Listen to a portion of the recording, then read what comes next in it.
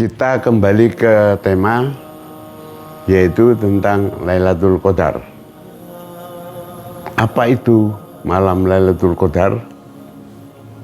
Secara bahasa, Lailatul Qadar terdiri dari dua kata bahasa Arab, yaitu lail atau lailah, yang artinya malam hari, sedangkan kata qadar berarti ketetapan atau sesuatu yang ditentukan oleh Allah Subhanahu wa Ta'ala dari urusan-urusan, sehingga dapat disimpulkan bahwa Lailatul Qadar adalah malam ketika Allah menetapkan perjalanan hidup manusia.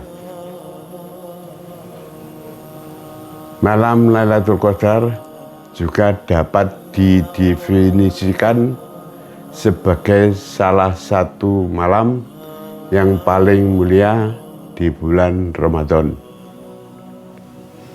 Disebutkan pula dalam Al-Quran surat Al-Qadar ayat ketiga bahwa malam Lailatul Qadar adalah malam yang lebih baik daripada malam 1000 bulan. Tanggal berapa malam Lailatul Qadar itu diturunkan? Meskipun tidak ada yang mengetahui dengan pasti kapan malam Lailatul Qadar terjadi, namun beberapa hadis mengatakan jika malam Lailatul Qadar terjadi pada malam ganjil di 10 hari terakhir bulan Ramadan.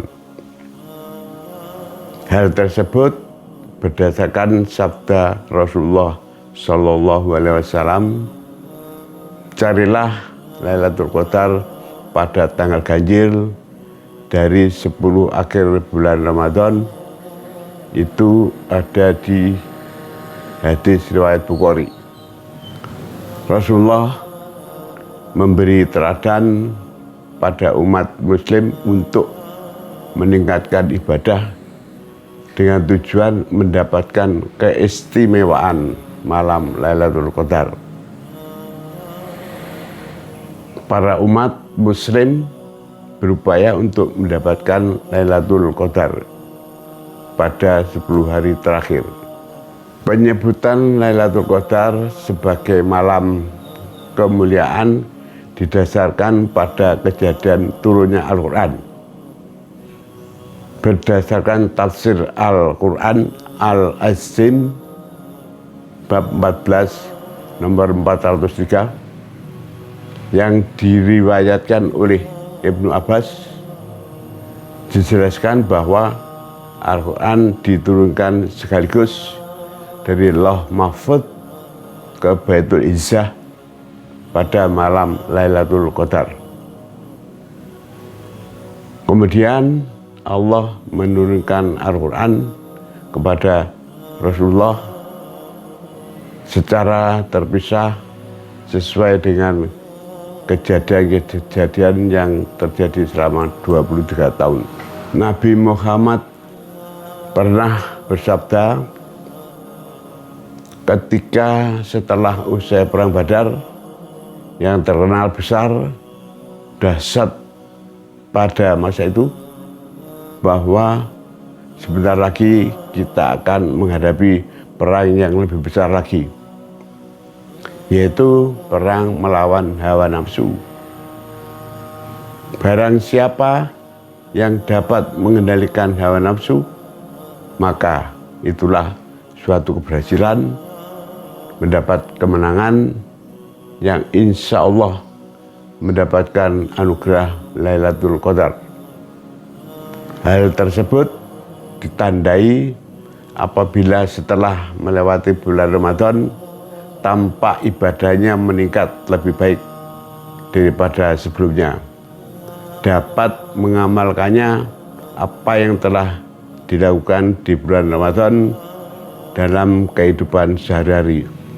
Kita perlu memahami bahwa untuk menggapai Lailatul Qadar, Allah Subhanahu wa taala hanya akan memberikan kepada hamba-hambanya yang terpilih, yang benar-benar bertakwa, yaitu yang taat, patuh, istiqomah dengan apa yang diperintahkan dan tidak melakukan apa yang menjadi larangan Allah Subhanahu wa taala. Siapa hamba-hamba Allah yang terpilih itu? Hal ini sudah saya sampaikan, disilahkan untuk mengikuti episode saya yang keempat tentang penciptaan Nabi Adam alaihissalam. Secara singkat saya sampaikan bahwa setan dendam kepada manusia, akan menyesatkan semua manusia di dunia ini kecuali hamba-hamba Allah yang terpilih.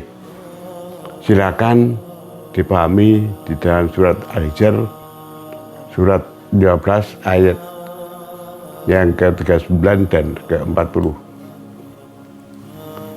Dan dalam surat Yusuf surat ke-12 ayat yang ke-53, Allah Subhanahu wa taala menunjukkan bahwa hawa nafsu itu cenderung mendorong untuk berbuat kejahatan, kecuali hawa nafsu yang dirahmati Allah Subhanahu wa taala. Sebagai ilustrasi, hamba Allah yang dikaruniai Lailatul Qadar seperti halnya seseorang yang berhasil mendapatkan ijazah sarjana S1 strata 1, misalnya harus melewati pendidikan sekolah dasar selama 6 tahun, kemudian bila lulus melanjutkan ke tingkat SMP selama 3 tahun, kemudian ke SMA selama 3 tahun, dan dilanjutkan menjadi mahasiswa harus menempuh sebanyak 10 semester.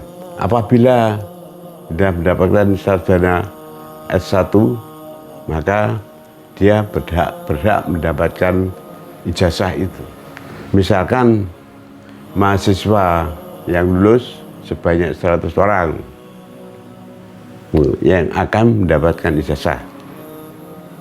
Tetapi saat wisuda berlangsung, yang hadir tidak hanya 100 orang itu, karena yang hadir ada undangan untuk keluarganya, untuk temannya, untuk saudaranya, dan lain-lain. Mungkin bisa lebih dari 1.000 orang yang hadir di situ. Tapi saat penerimaan ijazah, yang mendapatkan ijazah itu hanya 100 orang. Yang lainnya hanya menyaksikan saja, menyaksikan penerimaan ijazah tersebut. Itu mungkin salah satu ilustrasi yang terjadi seseorang mendapatkan ijazah itu. Sama dengan seseorang yang dikaruniai Lailatul Qadar. Hanya bedanya kalau yang ijazah itu diberikan satu sertifikat berupa surat 1 lembar yang menandakan bahwa dia pernah belajar di universitas itu, di perguruan tinggi itu. Tetapi kalau yang mendapatkan Lailatul Qadar itu tidak ada. Itu diberikan selama untuk 1 tahun itu. Jadi kalau ijazah itu berlaku selamanya. Tapi kalau Lailatul Qadar itu 1 tahun. Nanti di puasa tahun depan itu nanti ada lagi Lailatul Qadar berikutnya itu. Dan itu pun nanti tergantung terlihat setelah selesai menjalankan ibadah puasa itu, mendapatkan Lailatul Qadar itu, ya nanti terlihat saat dia dalam kehidupannya itu lebih baik melaksanakan kehidupan sehari-hari itu sama dengan saat dia berpuasa atau meningkat lebih baik gitu. Jadi akan tampak di situ, akan lebih baik sampai 11 bulan mendatang itu. Tapi ingat bahwa pada tanggal 1 Syawal setan sudah dibebaskan dari belenggu untuk menggoda manusia lagi. Sebenarnya di bulan puasa itu kita itu diberi perisai untuk melawan setan, untuk mengendalikan hawa nafsu. Perisai itu apa? Ya puasa itu. Karena puasa itu adalah mengendalikan hawa nafsu, melatih berbuat jujur, berkata benar, tidak berkata bohong dan dusta. Nah, perlu dipahami itu. Sebenarnya kalau kita istiqomah setelah bulan puasa itu kita masih punya perisai. Apa itu? Puasa sunat. Di bulan Syawal itu ada puasa Syawal selama 6 hari. Kemudian puasa Senin Kamis itu 2 hari seminggu kali 4, itu 14. Ditambah Ayyamul Bid, puasa tengah bulan itu 3. Jadi jumlahnya masih 17 hari untuk berpuasa. Jadi di bulan-bulan yang lain itu ada 11 hari, 2 kali dalam seminggu, puasa Senin Kamis ditambah Ayyamul Bid 3 hari.